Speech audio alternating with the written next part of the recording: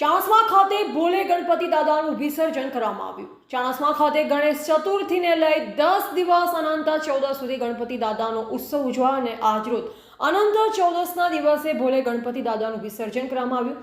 ચાણસ્મા શહેરની અંદર ગણપતિ દાદાનું ગણેશ ચતુર્થીને લઈ અનંત ચૌદસ સુધી આથમણા દરવાજાની બાજુમાં ગણપતિ ઉત્સવ મનાવવામાં આવે છે અને આ ઉત્સવ સમગ્ર ભારતમાં ઉજવવામાં આવે છે।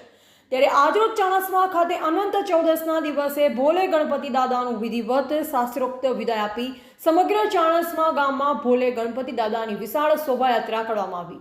સમગ્ર શોભાયાત્રા ચાણસ્માના તમામ વિસ્તારોમાં ફરી ચાણસ્માના નગરજનોને ભોલે ગણપતિ દાદાના દર્શન કરાવી ગણપતિ દાદાના આશીર્વાદ સમગ્ર ચાણસ્મા શહેરની ધર્મપ્રેમીને આપ્યા।